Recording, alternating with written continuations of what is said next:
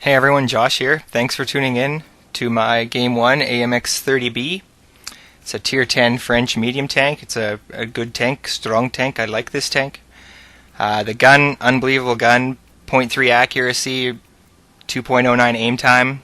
Really like that, enjoy that. 6.74 rounds a minute. Also, quite good, quite good.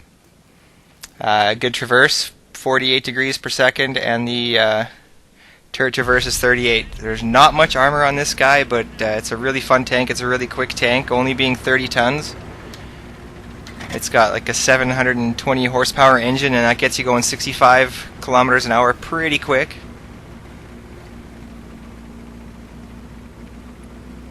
And look at me, I get Prokrovka. First game, wow, hey?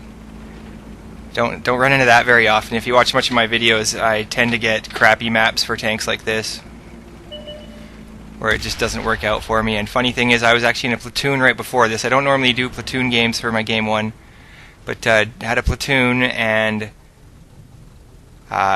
we couldn't play together. It wouldn't let us.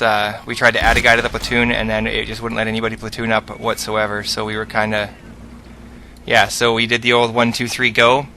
And we got 2 on one side, 1 on the other, and one of them snuck an Artie in, and he's on my team luckily enough, so I'm not getting focused down by a buddy, which would suck, unlike poor Mango on the other team getting focused by some jerk in a T92. Poor guy.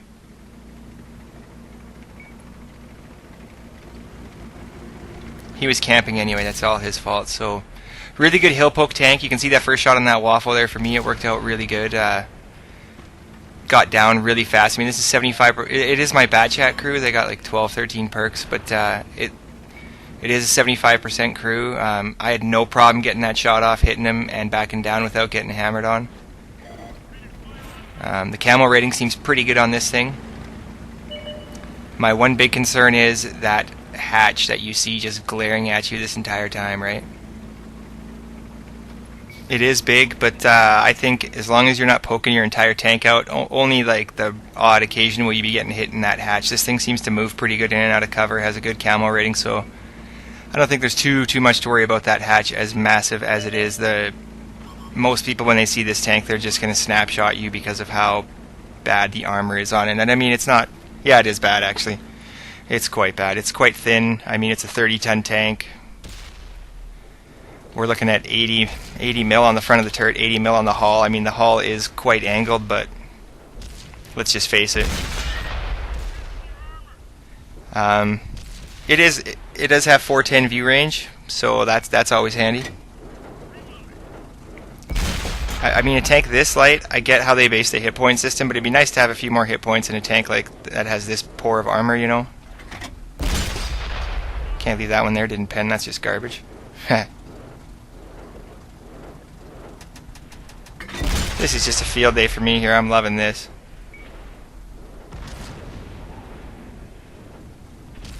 I have no idea what happened to that one. That kind of hurts, but what do you do?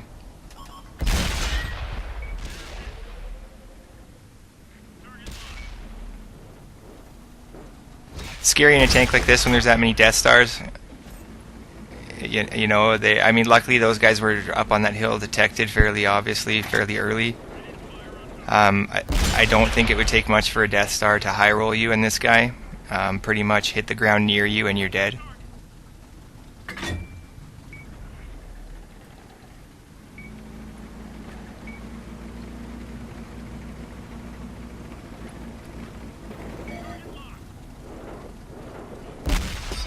Probably should have played a couple better warm-up games before I got this tank. And I mean, some of you are probably wondering, like, what kind of troll gets to tier 10 right away? Well, I had I had the free XP, or I had the XP on the 1390 there.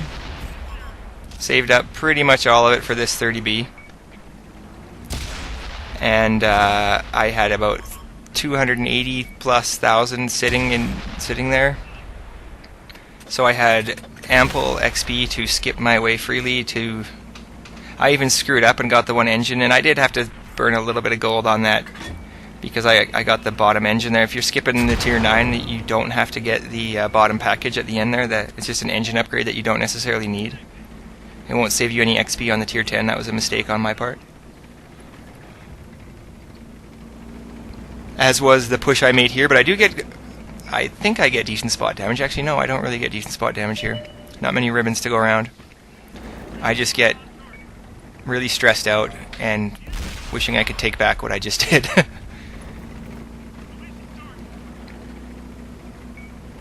Luckily, this is a new tank, and that Death Star didn't have the best accuracy at me.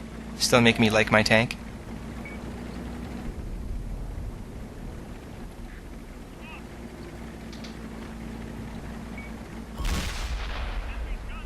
Oh, and here's where I just get too greedy and wanting to kill this E4. I mean, there's tank destroyers over there in like the A1, A2 line, and it's just killing me. And I'm still getting messed over by this switch to the square map. It helped me a lot when I was calling with the Law of 8 clan. It really helped me be able to call because you can see the entire map, what's going on, who's detected on the other team, kind of thing. But for actual gameplay, I mean, 20,000 games with that round map, it really helps, especially on maps that are like Siegfried Line. When I'm in the town, I tell you, that is the one that gets me the most. Right here is where I get my butt kicked here for being an idiot. Yeah, there you go. Serves you right, guy. Wow, so I got like 1 or 2 pens and 1 spot ribbon for that YOLO move. Good work, man. Whereas if I would have just sat back on that ridge, I probably could have popped, 4 or 5 more pens. Maybe. I mean, you never know. At least somebody capable could have got 4 or 5 more pens. I probably would have got 2 and bounced 3 times. Ha. Yeah, 7,000 total damage. Not too bad. Didn't have to shoot any premium. At least I don't think I did. But yeah, obviously a lot of people are playing this guy there. Level 2 mastery for 7k total. It's a fun tank. I don't blame them for wanting to play it. I strongly recommend you get one for yourself if you're into the medium tanks, fast tanks with a good gun. Alright gang, there you have it, the AMX 30B Game 1, Dog the Booty Hunter. Thanks for tuning in, and I hope to see you out on the battlefield.